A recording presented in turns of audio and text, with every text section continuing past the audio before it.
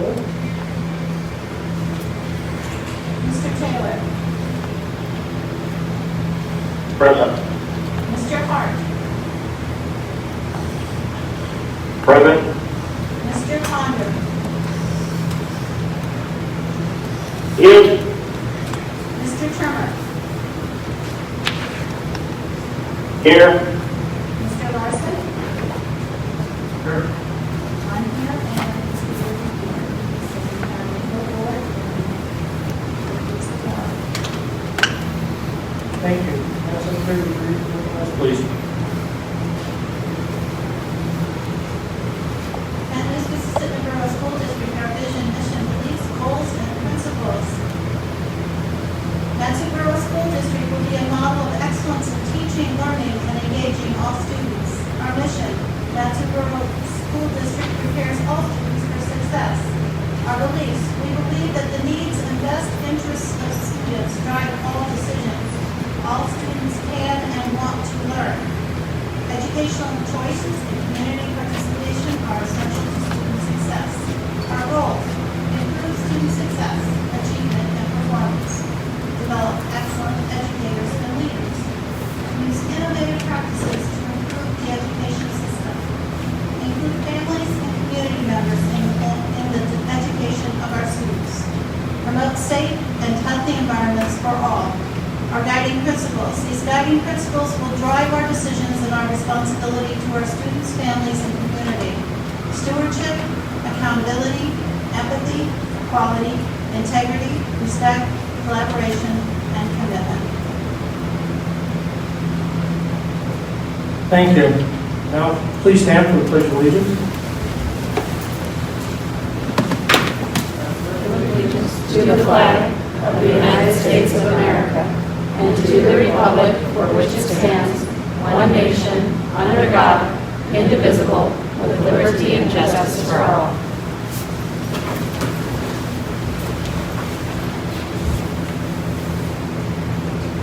Can I have a motion and a second to approve the agenda? I move to approve the agenda. Second. Are there any objections? Okay. Agenda has been moved and seconded, and there were no objections. Moving on to item C, social distancing guidelines for school board meetings. Ms. Trainee, Dr. Trainee, do you have anything to add to that? Just, I'm sure everyone's aware that we have made it mandatory to wear masks in schools. There's lots of things that we're working through with it, medical exceptions, there's talk about religious exceptions. So if you have a mask and you're able, we appreciate it. If you could wear a mask, then thank you all for coming. Moving on to item 2, persons to be heard on non-agenda items. Madam Secretary, would you read the rules? Public comment pertaining to education on non-agenda items is limited to 3 minutes per person per meeting. There will be up to 1 hour for persons to be heard. Public comment on agenda items will be taken at the time the item is considered. This is your opportunity to be heard, and the board will not respond to your comments. As per board policy 1312, individuals testifying may not discuss complaints against individual employees. Specifically, under the agenda item, persons to be heard on non-agenda items, the following guidelines apply. The speaker states his or her name for the record. The speaker is limited to 3 minutes per meeting. The speaker is limited to non-agenda items. Agenda items will be open for public comment as they appear on the agenda. The speaker's comments should be appropriate for all audiences, including school-aged children. The speaker is limited to comments of a general nature, positive or negative, which may not be attributable to any specific individual. Issues involving concerns specific to any single individual should be submitted in writing and given to the board clerk to be resolved. The issue may be determined to be appropriate for persons to be heard, or may be handled in executive session, or may be routed through a more appropriate complaint process. No disturbance or willful interruption of any board meeting shall be permitted. Persistence by an individual or group shall be grounds for the chair to terminate the privilege of addressing the meeting. The board may remove disruptive individuals and order the room cleared if necessary.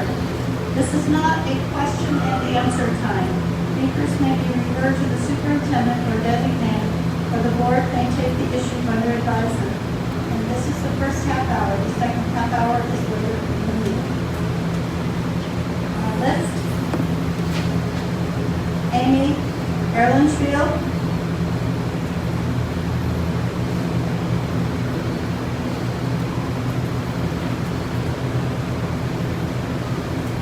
Okay. Next is Michelle Reynolds.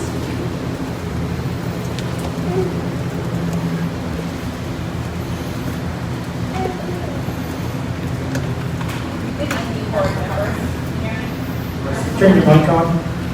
There we go, you got it. Good evening, board members. My name is Michelle Reynolds. I currently have 4 children at Academy Charter School. I'm here tonight to express my deep, heartfelt concern for the upcoming school year. Since March of last year, the kids were out of school due to our current circumstances from spring break, like many other children nationwide, and never went back. And here we are again facing possibly the same situation. Yes, for the Matsu Borough School District, we are currently open. However, we are all well aware the opening of our schools will look and feel much different to our children. So many have already chosen to pull their kids out of school and have decided to do at-home learning. I'm hoping that I will not have to be forced to make the same decision. That decision will depend greatly on the board's decision tonight, or when it is exactly as you make that decision. And I can assure you, I am not the only one who feels like this. The mask/face shield mandates, no matter if you are for it or against it, is a hot debate. I myself personally believe it should be a choice. However, we could battle this back and forth all night. But what would be better for everyone is to find a way to approach this matter at a midway point. For example, when kids walk into school, have a mask on. During transition from class to class, have the mask on. However, sitting at the desk, reading or working on classwork is not necessary. If a child is approached by a teacher, place the mask back on, or vice versa. We cannot expect children will be able to learn when uncomfortable, constantly fidgeting with these masks, and not to mention how hot it gets, I'm sure we can all contest to that, in a classroom. Cover your face and just multiply that. And if we are being truthful, kids will just touch it all over. They will lick it. It will become contaminated. Doesn't matter what you do. They will shove it in their backpack. Will their parents wash it? So why not try to prevent that by letting them remove it during a time while seated and separated from others? Just yesterday, I took my kids in for a school physical, and I asked the doctor his thoughts on going back to school and wearing a mask. I'm going to refrain from using his name because, well, unfortunately, we've seen what's happened to doctors who have expressed their opinions. He told me, put them in school, Michelle. As for masks, they will not be used properly. Nor is it good for anyone to wear them all day. Kids' school hour is what, 7 hours? 8 hours? The students should not be forced to wear a mask or a shield. You will find article after article for or against the mask. So I won't go on with that. I'm just asking you to please listen to the people who voted for you in the office. Alaska is a great state. However, our schools are struggling. To put more on our children during this time will not be better for them. Parents will be forced to homeschool. Those who work will struggle, and it will hurt the children even more than it already has. Please allow us, the students, to come back to somewhat of normalcy. In the end, I know if people agree or disagree with me, most are doing what they believe is best. I pray that sometime soon we will no longer have to make these types of decisions, and that maybe we can find a way to come together. So I thank you for this time, and I hope you will truly consider what I have thought tonight. Thank you.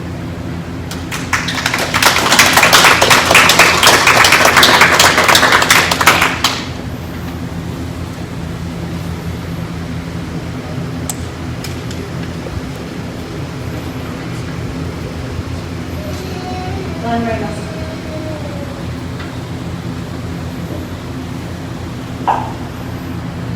My name is Glenn Raymond. I'm a 28-year staff member of that school district, school psychologist. And I've been sitting back and reading, gathering information, watching what's going on around other states, watching what's going on locally. And what I know and what I feel is based on data. We're a data-driven school district. What we know that we're dealing with is a virus that's highly contagious. And it discriminates against no one. comes down to numbers. It doesn't come down to whether you wear a mask 3 hours, or 2 hours, or 5 minutes. It comes down to, are you vulnerable? Are you susceptible? And do you come in contact with this virus? My concern is that we're making a type 1 error, and that's scientifically based in statistics, because we know that the virus is contagious. By saying we're mitigating, we're rejecting the null hypothesis. We are saying that we're going to roll the dice. Some people are going to get sick. Some people are going to be fine. Some people are going to die. We can't pick and choose who that's going to be. And I just wonder what the liability is for that.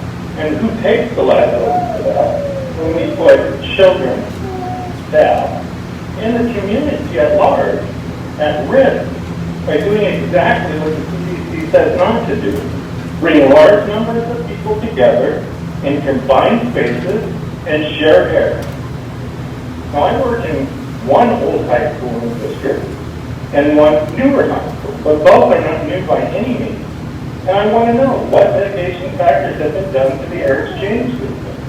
Because if there's one person in that building that's contagious, they're sharing by virtue of the airspace. Alaska, we closed the doors in the winter. I really worry about that.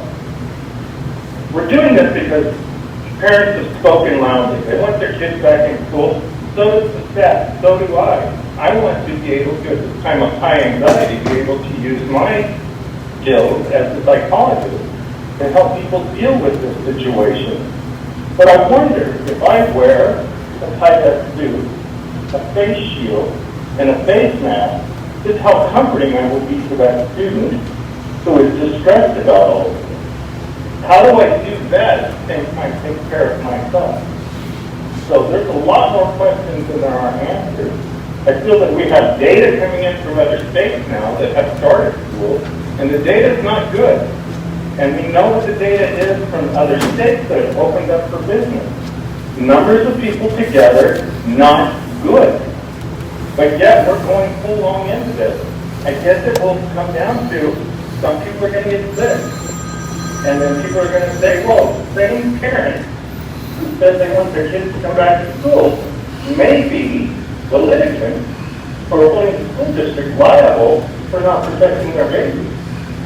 So a lot of questions I understand. Heavy is the head of where it's found.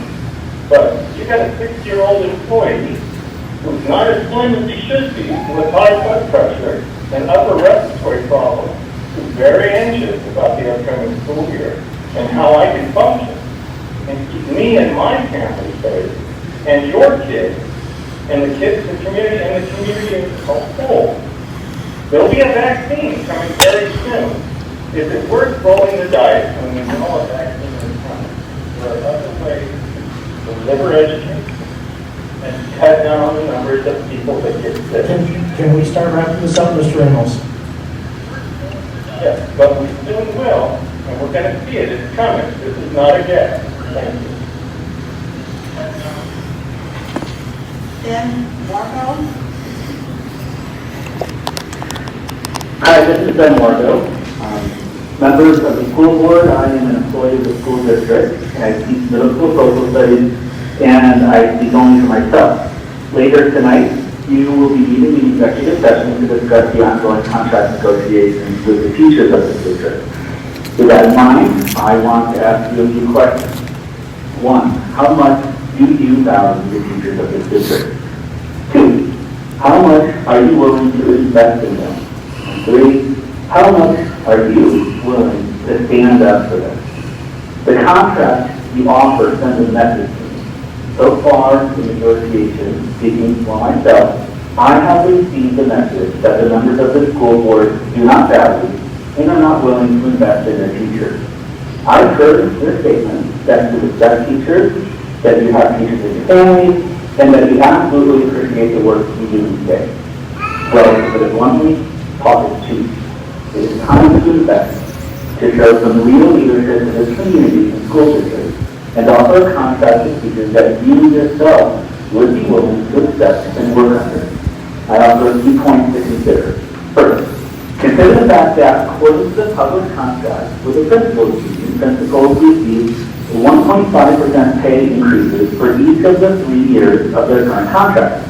In light of that, what message are you sending me when you offer me a contract that's less than that? Also, consider the fact that the arbitrator delivered a fair, reasonable compromise.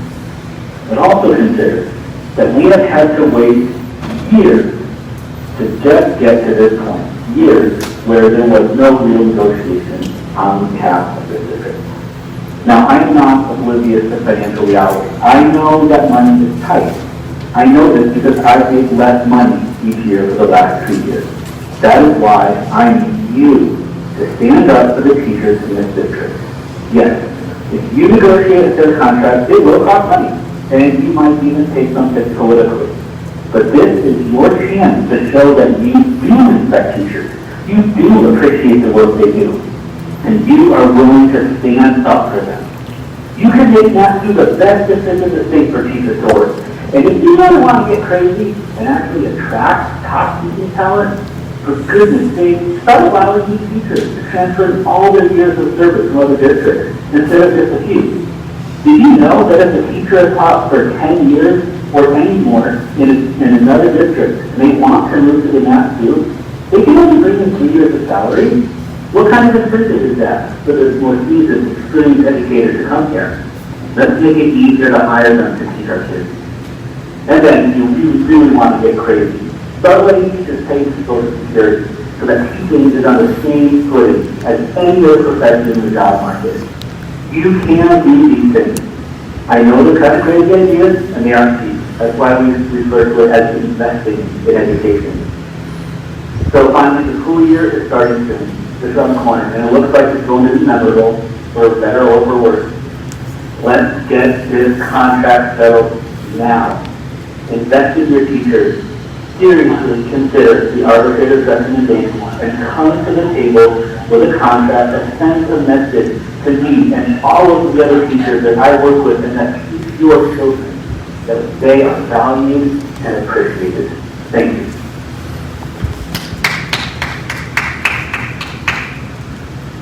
Chris Tyree.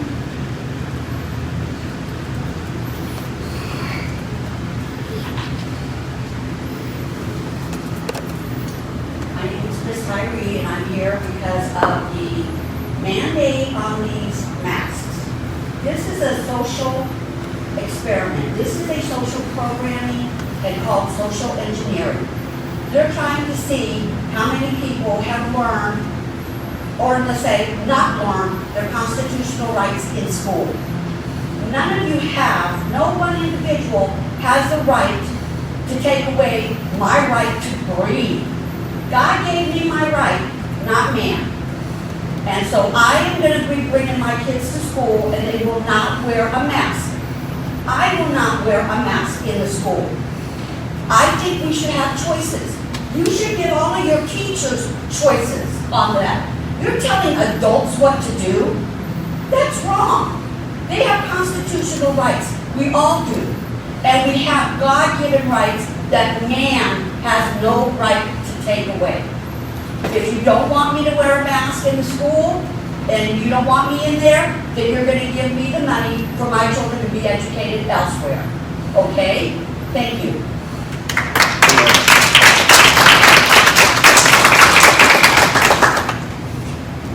Trina Davis.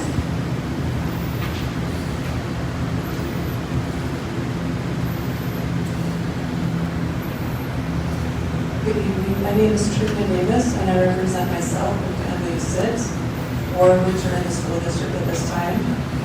I'm choosing not to wear a mask because there are other suitable means provided for the immunocompromised to participate tonight, and I appreciate that. I'd like to address the mandates and litigation that will send students and schools home when one child is test positive for COVID.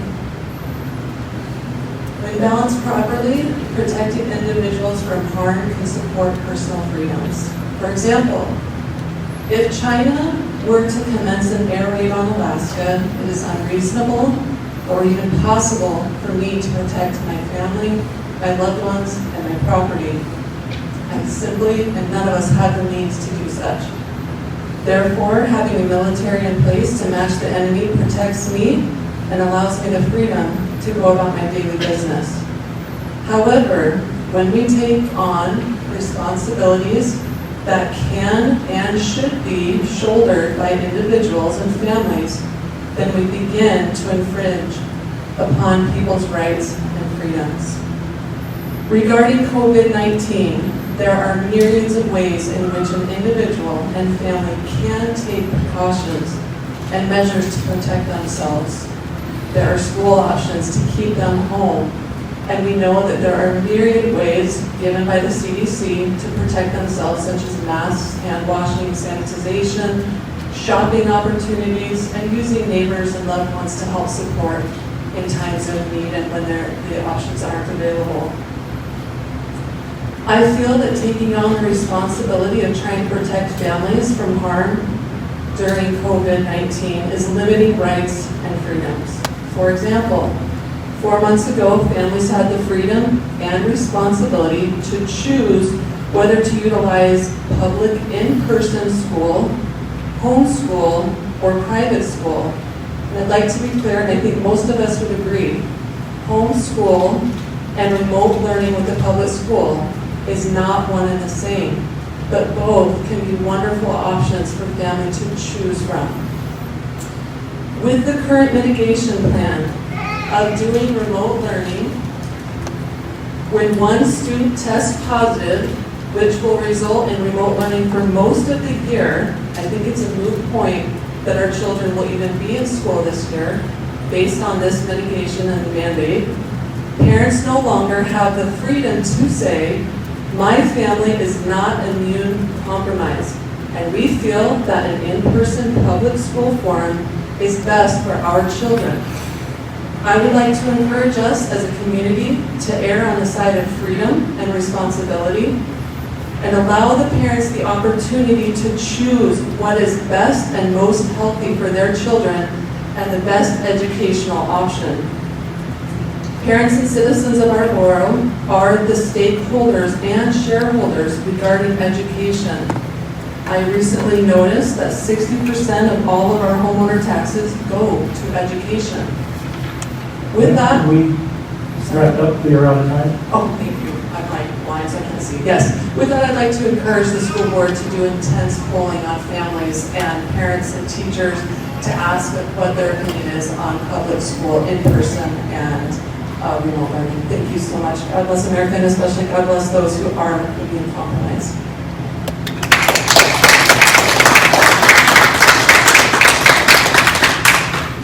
With about 10 minutes left in the first half of our public testimony. Oh, we got one more. Jacob Philbin. Hello, I'm Jacob Philbin. I come in here and I watch all these people talk. I'm a sole parent of a little girl starting middle school who I have read the requirements to, and she doesn't even want to go to school now. You guys are taking away lockers, taking away the social atmosphere, you're putting them behind masks, you're going to tell them they can't sit next to each other, you can't walk past each other. And while I watch each one of these parents up here, I watch a number of your board members always looking down. I went to school here, I was taught public speaking, you work for us. I understand if you're taking notes, but these people, they deserve your attention. Thank you. Just something I contact, what you were taught in school by public speaking. Do you think that we're getting that eye contact with these masks? We're not. You know, what are we going to do on buses? Where does this power for the masks even come from? I spent a number of time on the phone with the governor's office, the mayor's office, the school board office, trying to figure out where the power comes from this. When the CDC describes these cloth masks as not PPE and not to wear the surgical mask, that's not what they're asking for. They're not asking for the N95 mask. So if it's not PPE and it's not a mask and it's really not got a design factor at all, in my 20 years of construction experience and management and safety training, what are we wearing? We're wearing an article of clothing on our face. You're telling our kids how to dress? I walked through this door and I was stopped by a lady that said, I can't enter if I'm not wearing a mask. I see quite a few people here that aren't wearing masks. So, where is this? Well, I mean, seriously, nobody can tell me where they can tell somebody how to dress. That's for these teachers that are the unions. I'm a union employee, but not for that union. This is not a time for negotiations. This is not a time to leverage anyone. This is what we call a pandemic. We work together. You're asking us to work together in a lot of different forms. Teachers all over the nation are sitting there trying to use this to leverage us. This is ridiculous. This is what is going on everywhere. I mean, come on.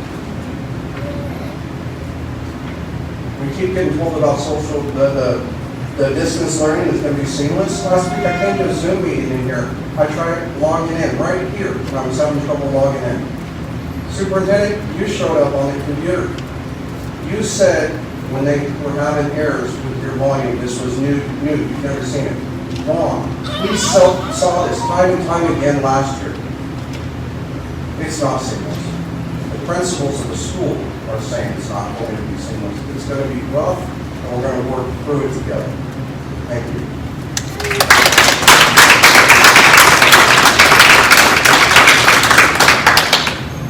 And we have time for two more individuals to speak if there's somebody from the audience who wishes to approach him. Yes, ma'am, and then the lady in the teal back. My name is Jubilee Underwood. As of July 16th, the CDC website, which is what the school board has claimed to go off of, states that masks are still a recommendation and they are not a mandate. It uses verbiage like masks are most likely to reduce the spread. That is not concrete verbiage. It also states, and I quote verbatim, masks should not be worn by anyone who has trouble breathing. Personally, most people in my family and my own circle have trouble breathing when wearing a mask. This is the recommendation from the CDC, which is who you state you get your guidelines from.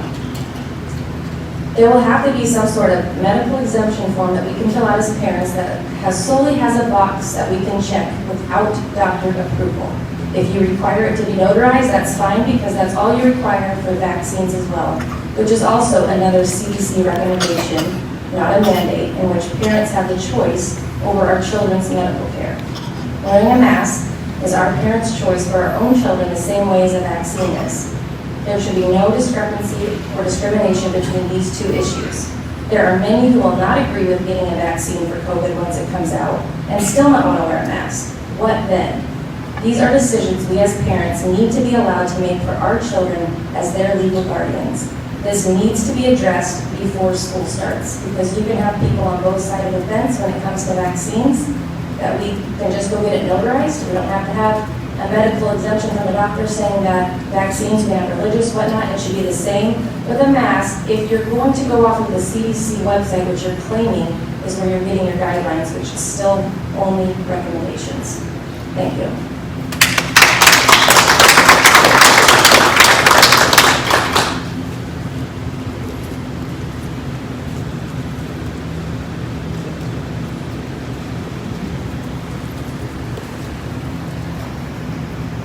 Good evening.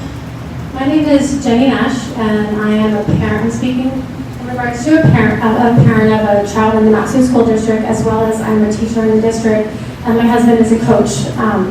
And so I'm just winging it. I'm not prepared and have anything in writing tonight, but I got wind of this and decided to show up and have a voice. And so I feel like the district has dropped a bomb on us in the last few days as far as a teacher as well as a parent. And this last several days, I've been researching, trying to figure out how I can have my son be homeschooled while I teach and my husband works. And we're not willing to put him into school, be required to wear a mask all day. I'm taking care of him, and I figured out a solution for him, thankfully. However, I'm speaking now in regards to his experience playing football. My husband coaches, and there's 112 football players out, kids that want to play football. There's twice as many students this year that went out for football. These kids need sports. They want to be together. We have great coaches that are willing to devote their time for this. And now, as of Monday, our students, our players, are required to wear a mask, as well as the coaches, out in this heat, outside, if they are not doing physical activity. It is criminal. Asking them to wear masks during sports on the sideline, it's a game. Wear the mask. Would you play? Come back. Put your mask on. You're standing next to somebody. Be 6 feet apart. Let us have a right. Sign a waiver for parents who are willing to take the risk to let your child play a sport or let your child go to school without a mask. We are willing to take the risk. These mandates are too much. Stand up for what is right for kids, what is right for teachers. If you expect me to do my job when I teach little kids and teach them letters and sounds and facial expressions behind a mask, is absurd. It is not what is best for students. If it is that bad for us to be at school with our kids and teachers, then do distant learning. It's obvious. If it's that unsafe for us to go to school masked all day long, then please just go to distant learning. It is about money, it is about liability, but we are not thinking of what's best for our kids. Let us have a choice, please. Thank you.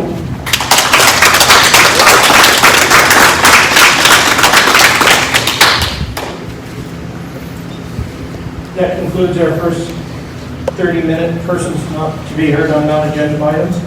So moving on to item 3, Borough and City reports. Do we have anybody online from the Borough or City?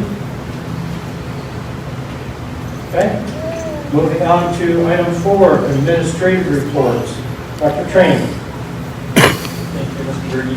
I'm going to keep this short because we're trying to front-load all of this information to last week's special board meeting. But I did want to bring up 3 items that are new or have new information on from what we heard last week. We're keeping track of what parents are picking and students are picking with regard to the start of the school year, and we're seeing an uptick in students and families picking at-home learning and correspondence learning. We're currently at 68% of the people who have responded are picking in-person learning. 13% are picking at-home learning, and 19% are picking correspondence learning. And we have about 69 or 70% of our expected student population for that today. We're trying to remain flexible and meet families where they're at. No one's gone through this before, so we're trying to provide all 3 options. So in-person, at-home learning with a Borough School District teacher, or correspondence homeschool where the family providing most of the instruction or providing support. This presents an opportunity and a challenge for staff to meet families where they're at. We may need to shift resources from one school to another to accommodate the increased enrollment in our correspondence program. And we're prepared to do that. And I think there's information going up on NetSU Central's Facebook page about that. The other thing I wanted to mention that we had not finalized last week was the schedule shift to the secondary level. All of these decisions are being made with the goal of keeping in-person learning available to all students who want it as long as we can. So we've gone from 7 periods in a day to only 3 periods in a day. So in week 1, it would be periods 1 through 3. In week 2, it's periods 4 through 6. And Friday would be a remote learning day.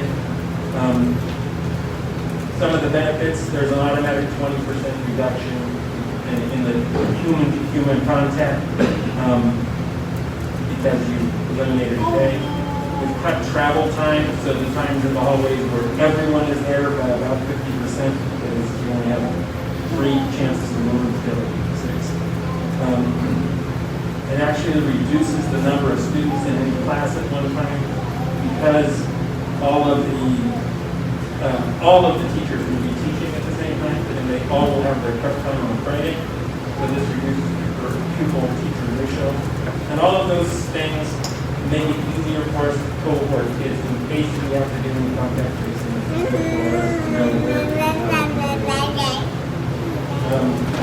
And one thing I wanted to mention, the last thing for this part of the report,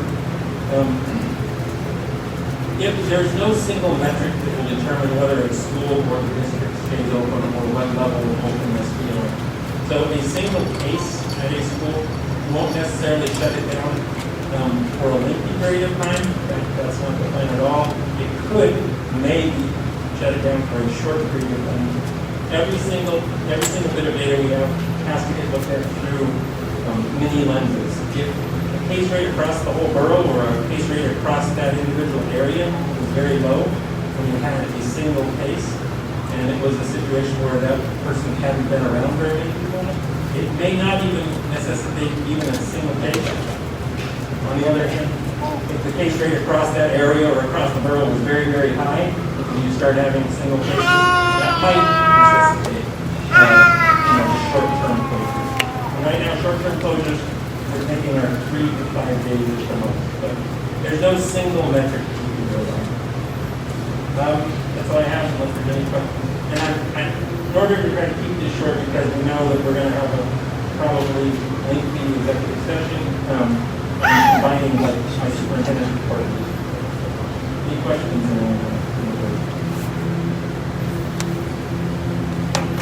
Any questions from board members online?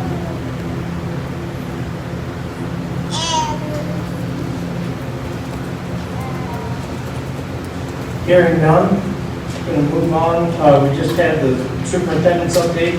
Is the student advisor on? Okay, so we will move on and have the student board representative report. Are you online with us? Yes, I am. Okay, go ahead. I have nothing to report for now. We have not had a chance to meet in person yet, or even over the phone to discuss our plans for this next year. When we do meet up, I will serve the forum. Thank you. Moving on to item 6, the consent agenda. We have minutes for June 17th, 2020, and minutes for July 29th, 2020. Do we have a motion and a second to accept the minutes? I move the consent agenda, the item A, minutes of June 17, 2020, and item B, minutes of July 29, 2020. Record. Are there any objections? Hearing none, the minutes for June 17, 2020, and the minutes for July 29, 2020 are accepted. Moving on to item 7, action items. Item A, grade configuration change, Teeling Middle School. Is there a motion and a second? I move item A, grade configuration change to the school. Sorry. Is there an administrative report, Dr. Sherman? I'll keep it very brief. As you know, this is only to move a program in a building that has less capacity to a building that has more capacity, and they're very close together geographically, so there's a minimal disruption to the folks.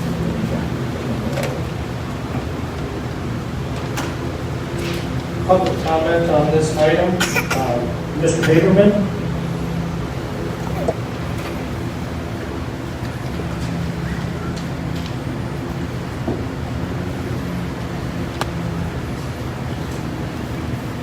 My name is Paul Heyman, represent myself, all the public process, and public process and services.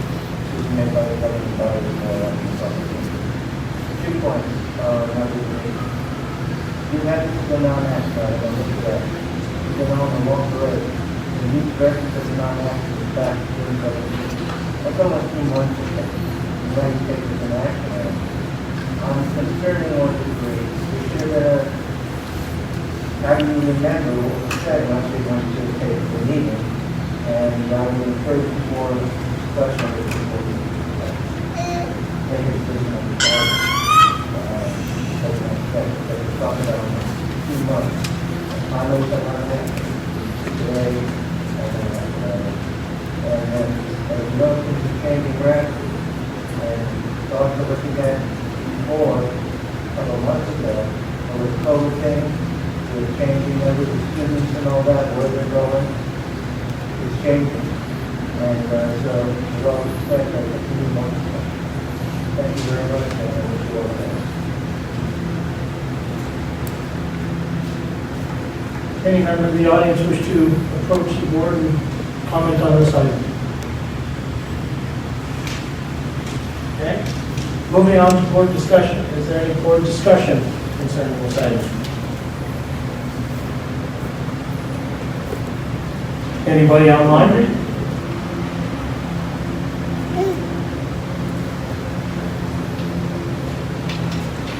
Okay, hearing none, it is time to vote. We will be doing an oral vote because, who is trying to talk?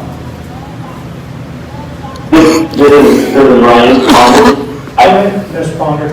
Wondering if there would be any difference in the cost associated with holding it at one school compared to the other school? If there's an increase or a savings? I'm going to ask Mr. Holt to talk about that. Through the chair, Member Palmer, there's no fiscal note attached to this action item. There's no, and just to clarify, there's no cost, additional cost that we anticipate. Thank you. That saved my follow-up to your response. I appreciate it. Thank you.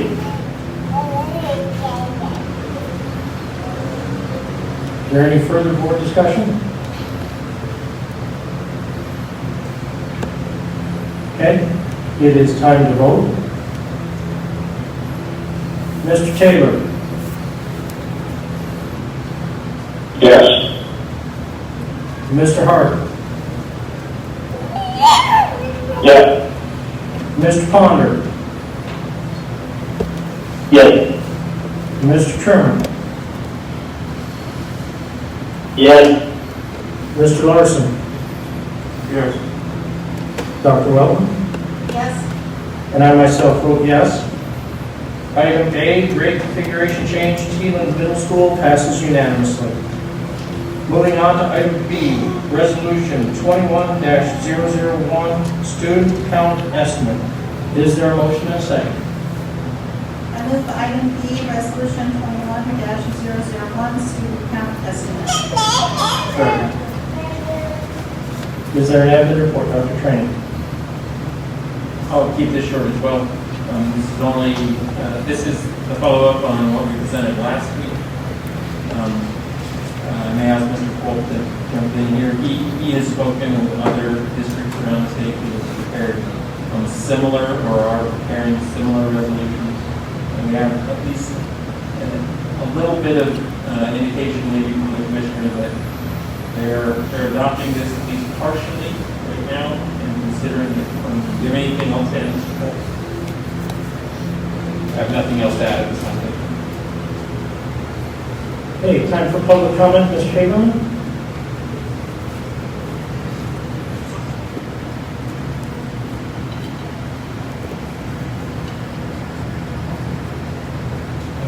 My name is Eugene Hagan. I'm an active veteran. I followed the public process, and the public process got appropriate decision made by the governing body or license comprehensive. This item was a known action item last week, but especially 7 days later, you have an action item. No, state law requires, number one, reasonable opportunity for public to heard, and this reasonable opportunity for 7 days later.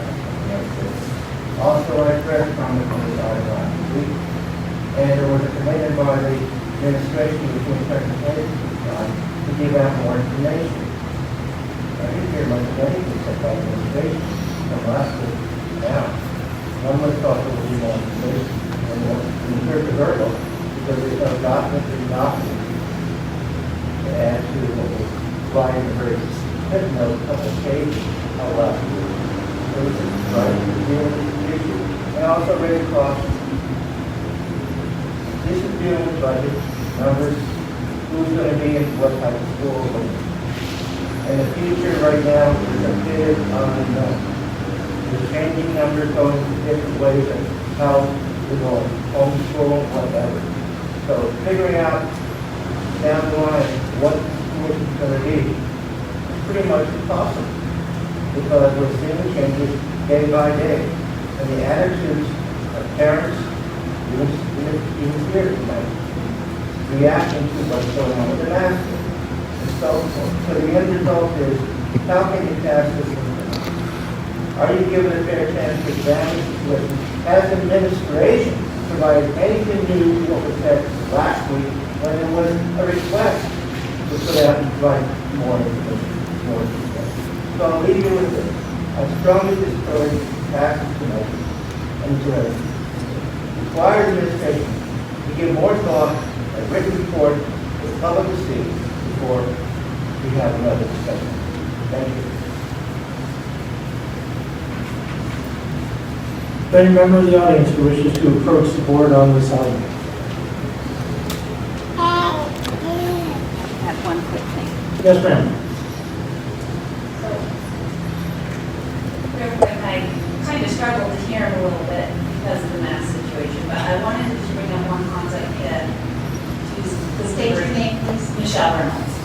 Sorry. But the last couple of weeks I've become a lot more involved, and I admit as a parent I should be way more involved a long time ago. And I'm learning as I continue on with my 4 kids. A lot of them are younger. But what I did notice right away is we are a huge online community. That's what we're pressing. You know, we're learning, striving for homeschool, computers, whatever it might be. But I looked on the district's website, Facebook. Not one comment about this meeting tonight was on there. Not one post about this meeting being held at 6 p.m. Matanuska-Susitna Borough School District's Facebook page. Not one. I can guarantee you, all of you these parents back here have Facebook. Okay? And if we are supposed to be involved, and we are supposed to help our children, which is correct, we are taxpayers, and we do help pay, all of us, we should be informed about these meetings. Because I can tell you, I did one post on Facebook. One post. And I have had friends text me pictures of myself shared on Matsu Valley this or Matsu Valley that, for me, a parent. So I have to say, I find it a little bit unacceptable for our school board, our district, to not post about these meetings and make them more readily known. I don't care what your view is on masks, whether you disagree or you agree. We have a right to know as parents. So I would find and I would hope that if you truly want the students to be your most important, then their parents need to be informed. And online is how we're going, right? So post about these meetings. Thank you.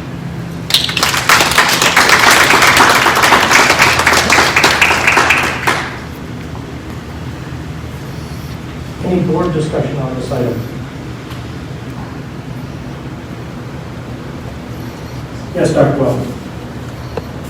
I would like to just have a review of the actual purpose for the whole item, because I know we went over it last week, but I believe that people may not understand what the funding issue is here.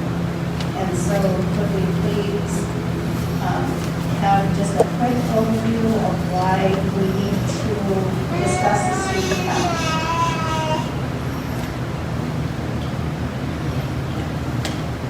You take that one.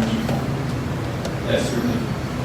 Resolution 21-001 supports the state's use of estimated student count data submitted in November 2019 in determining the amount of state aid under the Public Education Funding Program for fiscal year 2021.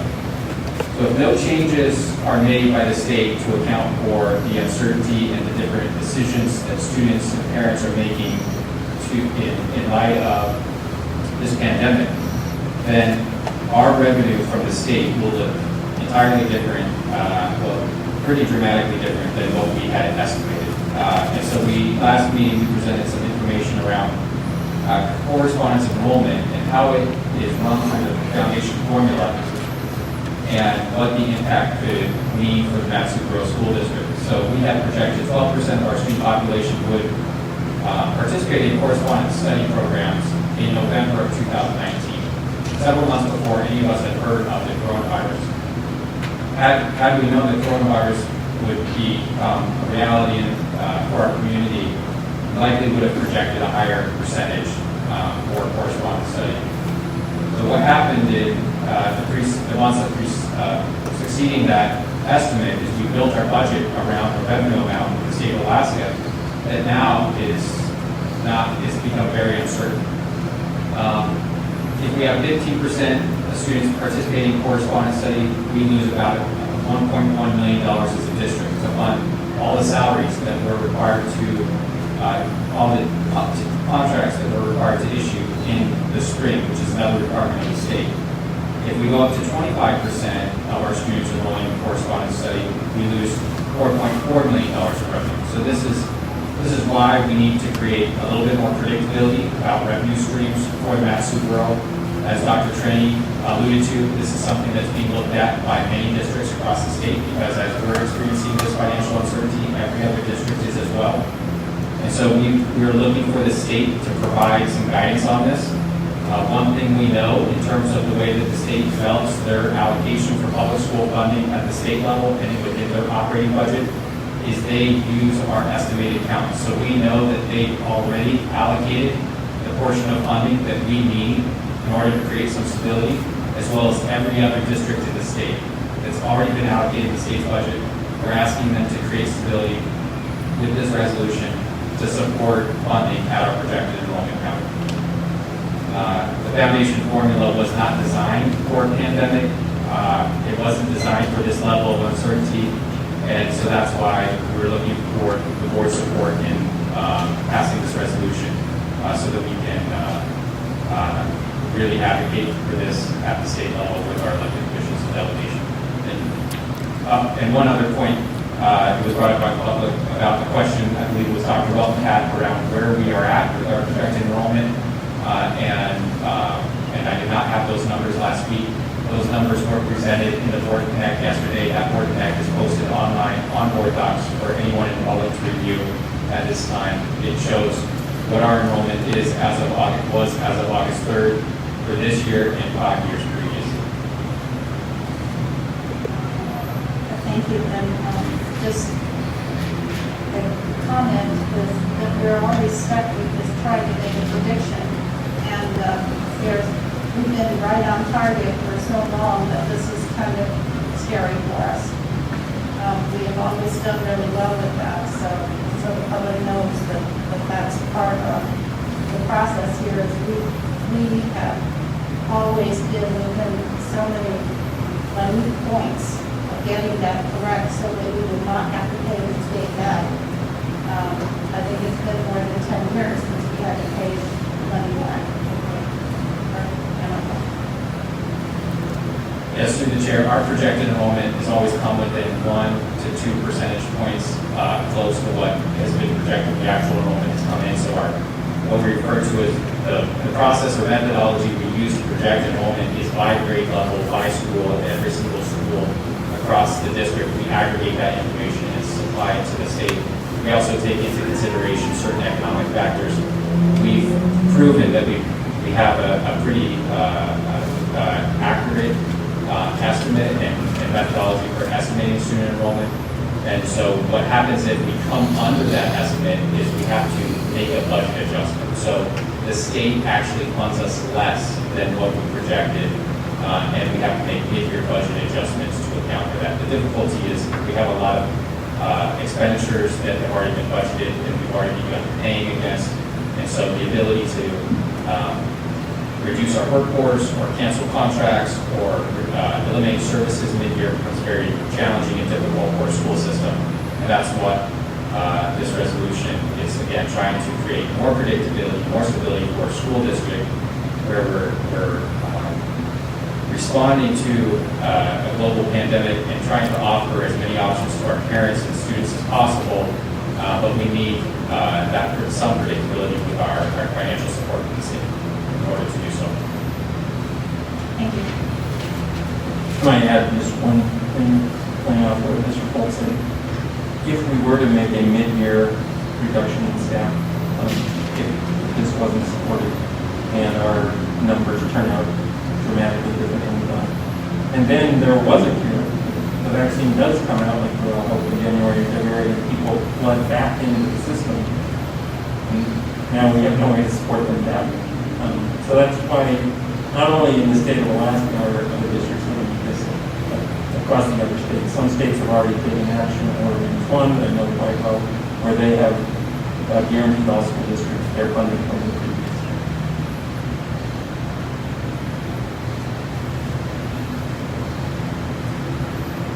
Any online board members have a comment? I've got a question. Go ahead, Mr. Ponder. I appreciate the responses and the information provided. This is probably for Mr. Fultz. I understand that you're talking about, if we have a 15% or a 20% correspondence, how much money we lose. My question is if I understood what was stated earlier, in November of 2019, we had projected that there would be a 12% correspondence rate. Now we're at currently 19%. So what's the monetary value between that 12 and 19%? I mean, if we've already projected losing the 12% correspondence, what are we really talking as far as the numbers between the 12 and 19%? Yes, through the chair, Member Ponder, that's just over $2.1 million. So if that trend continues, right now we have about 70% of our projected student enrollment or estimated student enrollment has registered so far.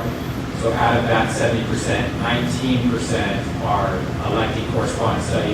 If that holds and as a percentage of families opting into correspondence, then we would stand to lose just around $2.2 million of state funding.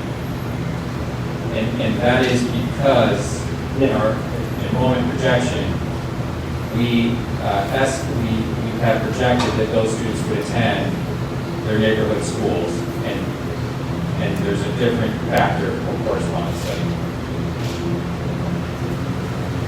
But the projection was 12% correspondence in November. What was the value, what's the monetary value of that? I'm trying to find the delta on that 7%. The delta between 12% and 19% is 2.2 million. Perfect, thank you.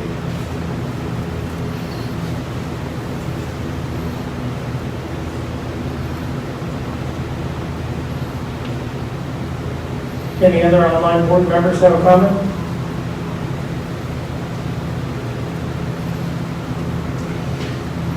Goodbye.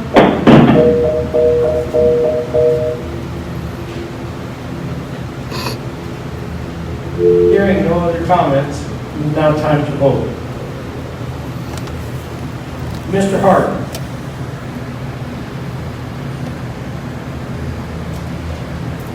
Okay. Moving on, Mr. Ponder. Did we lose our folks online?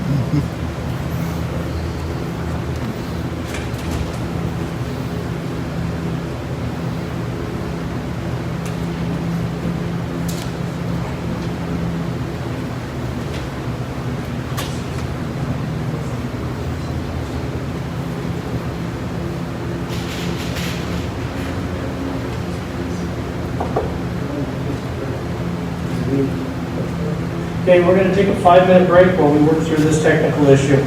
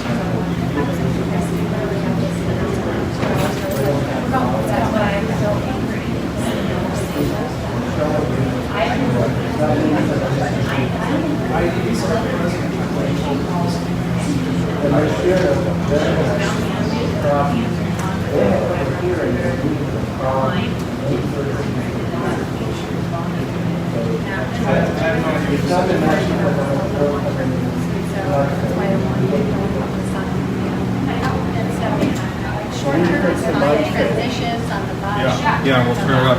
Well, that's the thing. Coach Nash, you got a minute? Couldn't hear me. It's a hard time to No, I'm not changing my voice up any other time. The volume.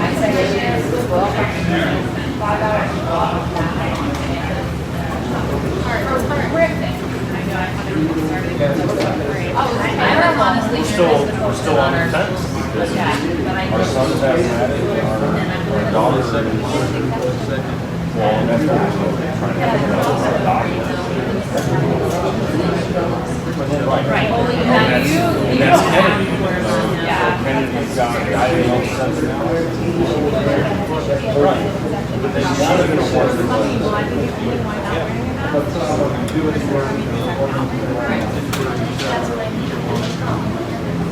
Right. I like the cause.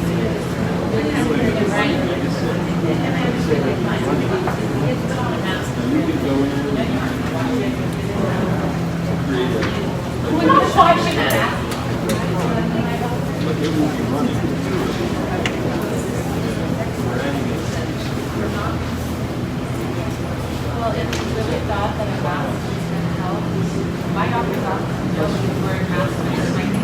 Like anybody's going to wear a mask. I wear a mask in my office where there's only certain people that wear masks around each other process.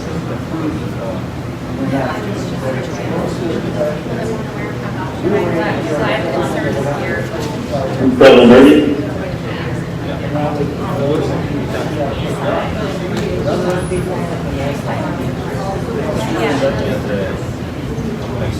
I can hear you. I'm not connected to the meeting. They're in recess. I'm watching online and they stepped away and put us in recess. Kelsey, you there? Let's have a quick break.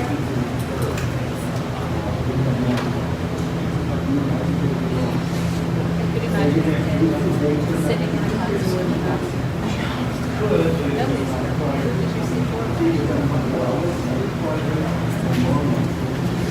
That's all people.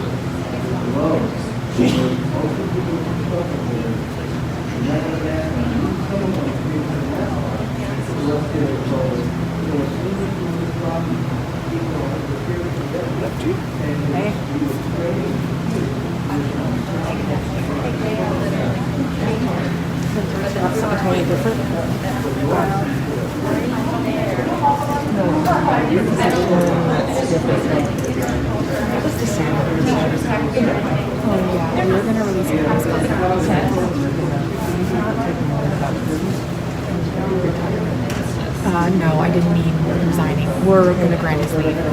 Okay. Meaning he won't fulfill his contract this year.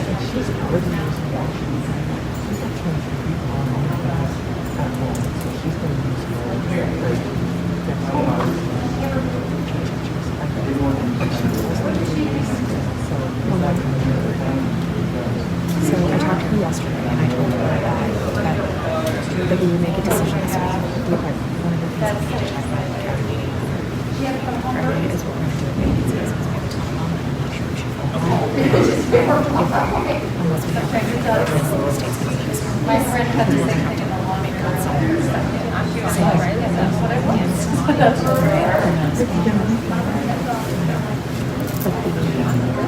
person she wants to hire in the position has to give 60 days notice and is in the East Coast. So there's not really a sense of urgency to get that done yesterday versus Friday because it's a Wednesday and she's got to find a sub.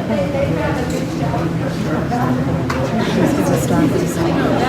Yeah, and we talked about some of those things. Mr. Hart, are you online? Yes, sir. Mr. Fonder? Yes. Okay, Mr. Taylor? I'm here. And lastly, Mr. Sherman? Here. Okay, we are all back, so we're. Could you hear me when I was speaking? We stopped at the. They had that thing on low. Action item B. But you said it, they should have done something. They knew there was a problem. 001 student count estimate. So we have finished board discussion. We are going to move on to vote. Mr. Hart. Yes. Mr. Ponder. Yes. Mr. Trimmer. Yes. Mr. Larson. Yes. Dr. Weldon. Yes. I myself vote yes. Mr. Taylor. Yes. Action item B, resolution 21-001, student count estimate passes unanimously. Moving on to item 8, there are no action items.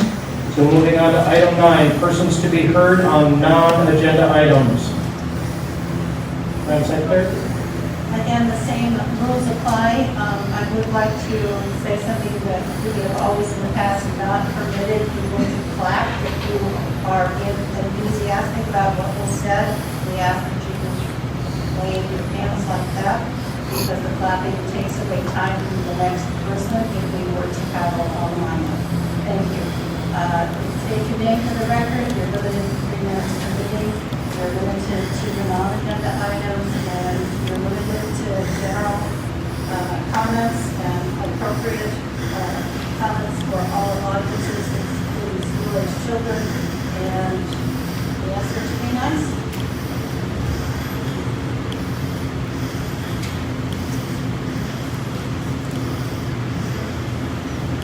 Mr. Hagan. The mic fixed because they told me that mic was not working right. It's okay now? Person's got a protest. You have difficulty hearing, and you know how you can hear me. You should have stopped it and fixed it.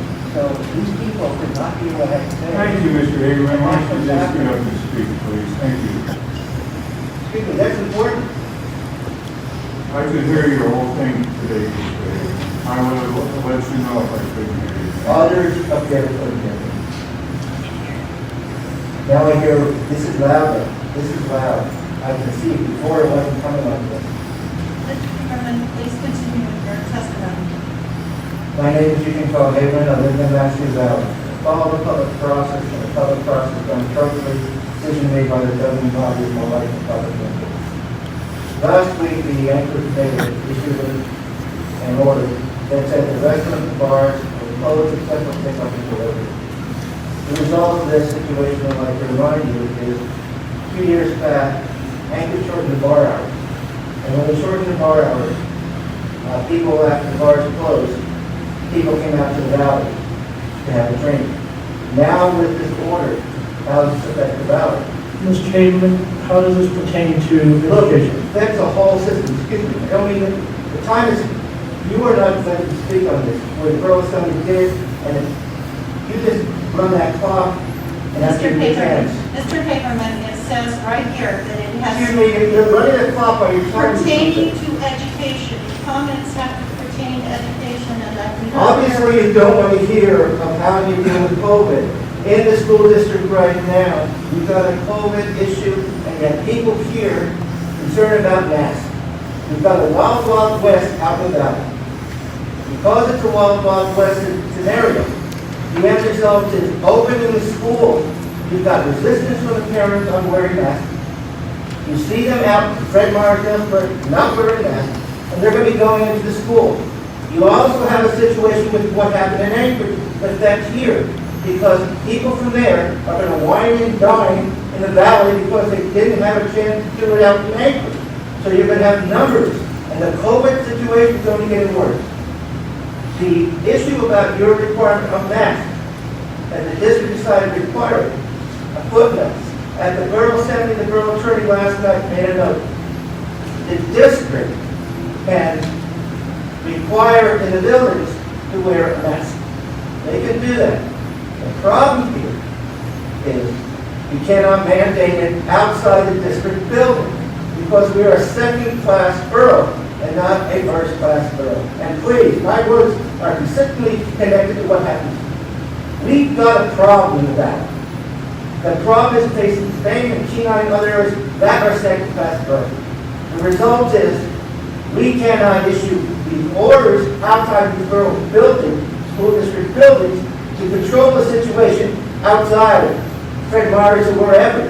The end result, when the children come to school, they already been carried out in a situation of Wild Wild West.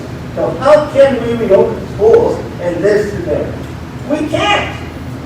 And the respect of the parents that take care of the children and be respectful, they're using excuses, and the freedom of speech does not give a right for someone to go into a theater and shout fire when there's no fire. It's a public safety issue. Thank you.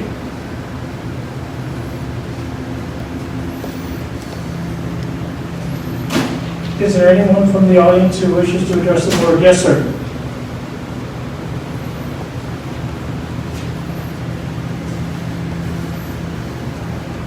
Hello. So I just came in and Please state your name for the record. Michael Turner.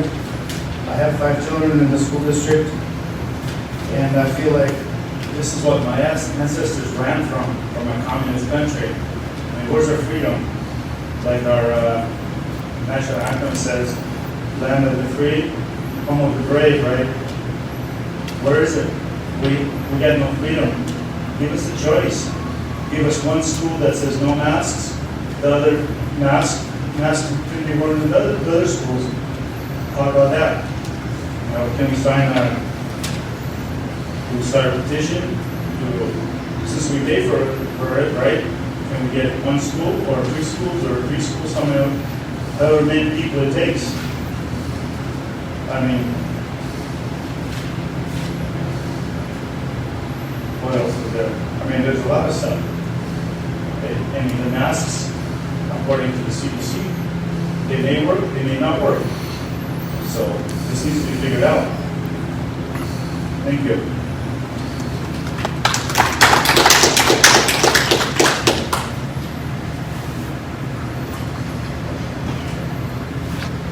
Any other comments from the audience? Yes, sir. Good evening. My name is Bert Telling. I have a child that's in the Matanuska School Borough District. Currently, at the moment, we're looking at, as we all know, pandemic rules and regulations or mandates, as you guys want to call them, for wearing masks. Scientifically, still hasn't been proven to do anything other than make you breathe in your own germs all day long and others. Because the masks have shown that the virus and the scenarios that have been put out there, the virus itself can go right through the masks that you guys are currently wearing right now. They're not proper wear. You can see exactly what they wear when they got someone that's doing sandblasting. It doesn't look nothing like what you guys are wearing right now, and those particles are much bigger than what this virus is. And you're expecting our children, we're hearing there's a high viral load right now out there for carriers of this COVID disease, but they have a 99.9+% that they will not die from this virus unless they have some sort of underlying condition. There's no reason why we shouldn't be able to open our schools, allow our children to be going in there, and as many parents have pointed out, if they choose to have children that do not wear masks, why can't we sign a waiver that allows it so that if we were willing to take the risk that we get COVID within our own homes, we should be allowed to do that. One thing I definitely have not been hearing from our school district currently at the moment is online schooling. There are more options than just what is being offered here in the Matsu Valley. My own child already has enrolled into another online school district that's not even in the valley anymore. They have an over a 90 percentile rate of scores and scholastic scores that outdo everything that is here in the valley. Somewhere upwards to 30% higher grades than what you can achieve going to our current brick and mortar schools that we have here. My child has been enrolled now for the last 2 weeks. My child has also got 3 full credits in classes that if she was to take in the traditional school system, she would have had to wait at least 3 months to be able to currently get that same education. On track to be able, if she continues as what they're doing right now, to be graduated from her current school year sometime around Thanksgiving. I have not heard any programs being offered by the Mass School Borough that's willing to take students that are hard workers, ones that want to achieve a faster grade, move up in the world, maybe get on with their lives a lot earlier than what they are currently doing right now. Reminds me of the old TV show Doogie Howser. The MD, I'm sure you guys that you look like you're all old enough generations to know who he is. You know, he was a prodigy kid that was a medical doctor by the age of 12. This was based off of a true story. Where are our chances for our children to be able to accelerate and improve their schooling and be able to get a more accelerated pace? I don't hear anything being offered out there other than excuses of how to try to keep the brick and mortar schools open to keep the funding that is there. That seems to be the biggest concern from the school board that I'm hearing from today. Thank you.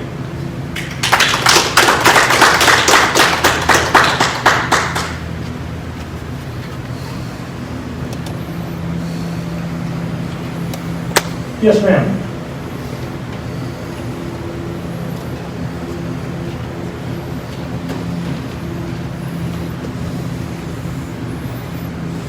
My name's Jenny Nash again. I just do have one more question for our superintendent and the school board.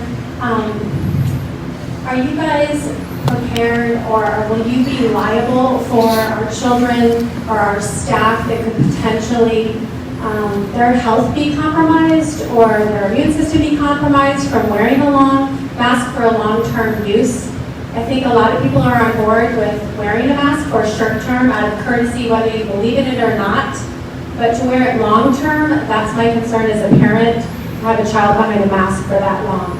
I think a lot of us can agree that wearing them is very uncomfortable, and we all have the right to breathe freely. And so I just want to know, for safety purposes, as a staff member in our district, as well as a parent, if my child is forced or myself forced to wear it, will you guys, if some harm comes to us for that, will you be responsible for that? So, thank you. And I do want to add one more thing, that I appreciate those of you that are actually looking at me and caring about what I'm saying and not just looking at a screen or in your phone. Thank you.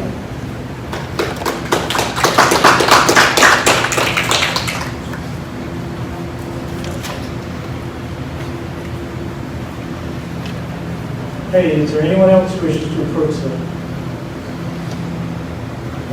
Seeing none, moving on to item 10, future items, future business.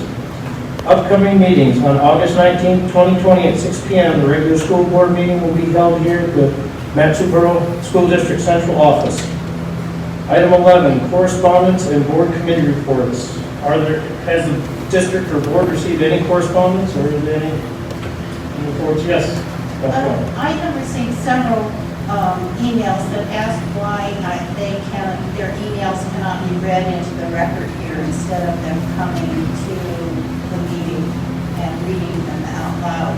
And I'd like to know if there is some mechanism, a policy change or something that we could do where there is a running list of the emails that come to the board that is published so that people know what questions are being asked and the answers received. Other entities, borough cities, things like this, they have those kinds of things that I don't know if a committee needs to get together to see what could be done. But there's no mechanism for me to sit and read the emails into the record. And I'm sorry for those people who have sent me lots of messages to say, please read this into the record.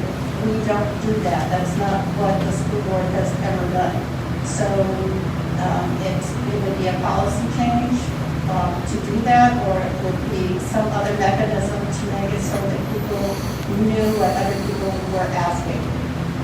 That's just a comment, and we'll discuss it at another time, but it's just something that I want to make sure that people knew that that was the situation.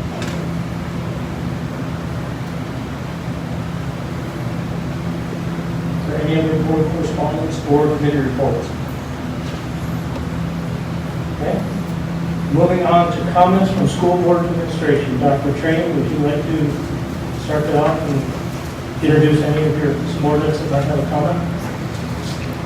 I don't believe any of you up there had anything in particular, but has anything come up during the course of the meeting that you feel like we should address the board on right now? I don't think so. We're trying to keep it as short as possible. We have some work to do.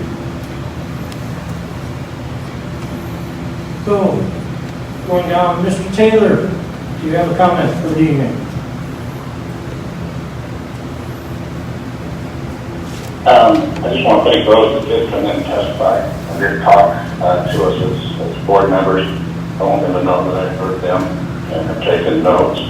I think the mask mandate in the district, we should discuss that further. I do think there's some district-wide concerns about that, and in the future we should be able to address that to the people who have brought those questions up in a way that's satisfactory to them. But I'm grateful for their comments. Dr. Cheney, I know this is, you're on full-time now, and I welcome you. I'm glad you're here. So thank you. Mr. Ponder. I would second everything that Member Taylor just stated. Welcome Dr. Cheney to the school district full-time, and also would like to further discuss the wearing the mask and some of the things that we might be able to do, for a middle ground for faculty and teachers who are associating with kids all day long, different kids in the hundreds, but also looking at the kids who are there to learn and ensure that we can try to find some sort of middle ground one way or the other. I feel like a couple weeks ago there was no mask in place, and there was, everyone is going to die. Today, now that there are masks in place, then there's the other side of that. So we need to be able to look at that and discuss that further. So I'd love to be able to see that as a topic that makes the agenda here in 2 weeks. That's all. Thank you. Member Trimmer. So, where to start?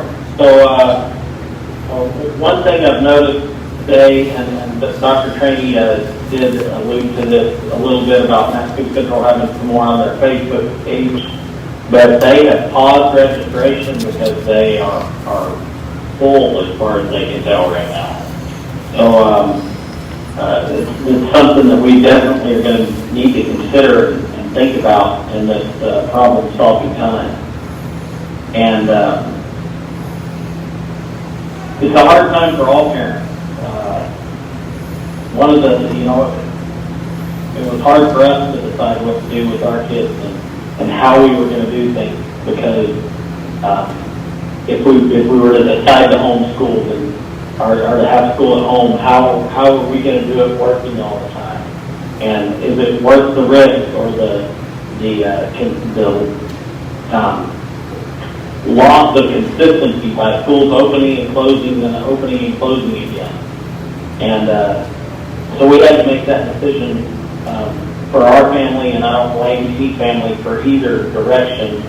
But some other districts have gone to the board to decide whether or not to be open, and I can't decide either way just off the top for this board member what I would vote or choose, but I'm wondering if maybe that needs to go to the board to decide whether or not we open, based on the mask mandate and the problems with the mask mandate and the teachers that are worried about their health, and they're not going to have a choice in the mask issues. Whether they're going to be around people that wear masks or not is not going to be their choice. So a lot of things that we still have to consider, and a lot of hard decisions to be made, but I think it deserves some thought on whether we need to pursue this as a vote on whether or not to even open. And that's all I have for the night. Oh, to round out the folks online, Mr. Hart. Yes, just like to welcome Dr. Cheney. Thank you very much. And, it's a heck of an opening year for you, I suppose. And then looking forward to the future discussion on that as well. And I think everybody can agree the best place for the kids is in school. The kids are admissions. They should be the focus. And I think everybody's going to agree on kind of keeping that focus. So anyway, Thanks again, Dr. Trainee, for your service, and looking forward to future work with you. Member Larson. Thank you, Dr. Cheney. It's good to see you on board. I'm glad that we're opening schools and we're giving our parents choices of homeschool, blended school, and in-person school. Our business is educating children. And I believe that we should continue down that line until the state of Alaska or the federal government tells us we can no longer open. So our business is to educate children. It's just like I was talking to a friend of mine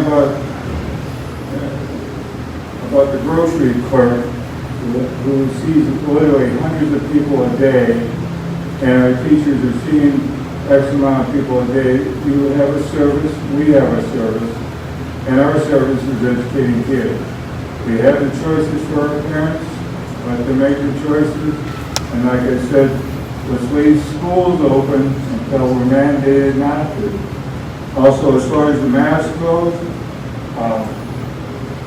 I feel it was a good call at the time, but we are in a never-ending change. This is a total unknown for everybody. It's a weird piece of history, kind of a fun piece of history to be part of the ability to guide it. So we will have a discussion on it, one way or the other, but there will be a ton of other things to discuss as we go along in this pandemic.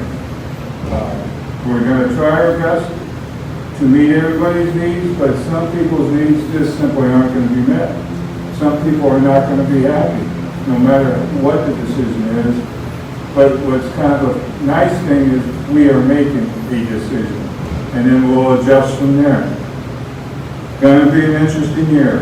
Thank you. Dr. Wellman. Welcome, Dr. Tran. And I appreciate, I heard your speech, was it yesterday morning, concerning the welcome to the elementary school principal, and your thoughts and your vision for the future here.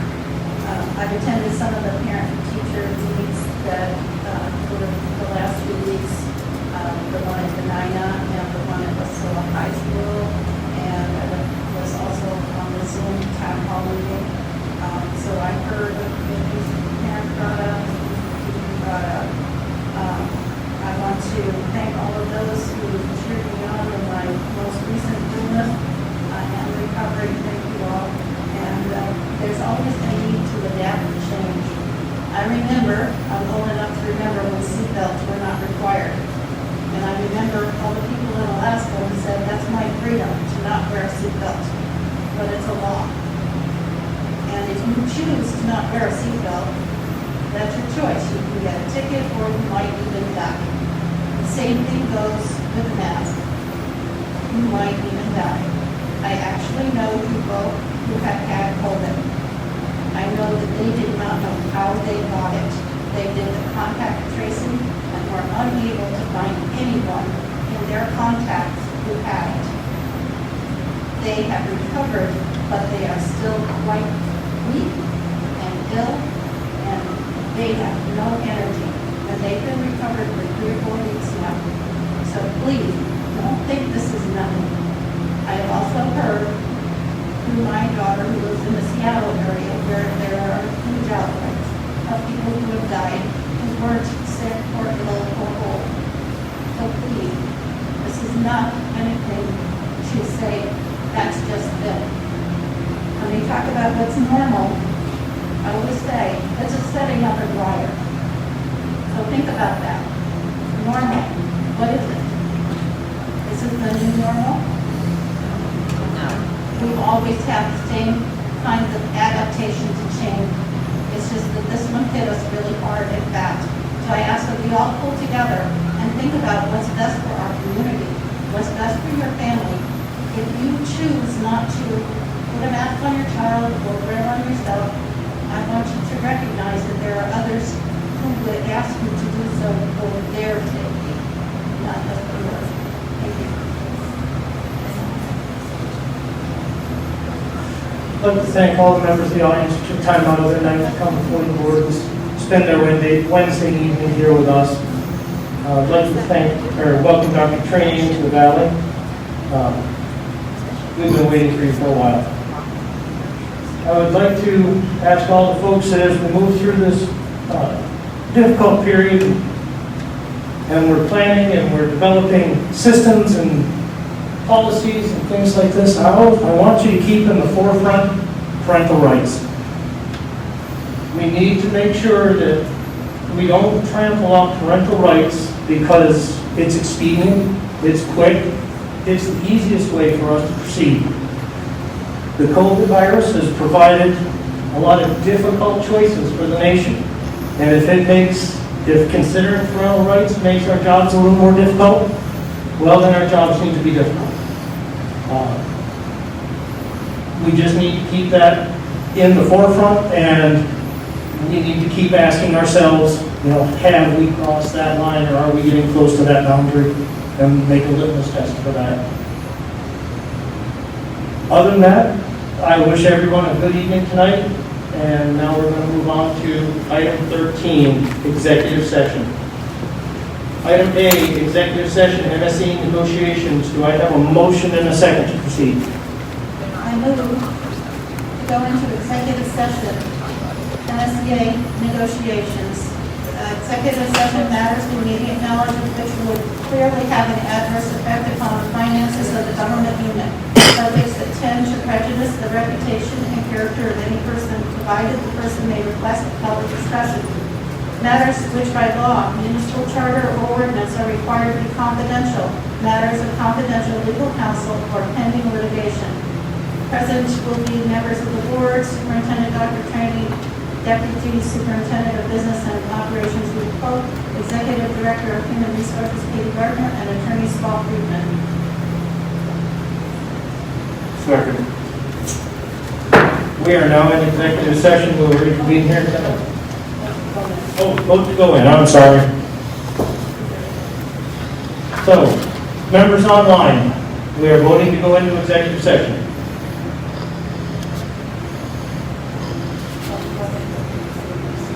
Mr. Taylor?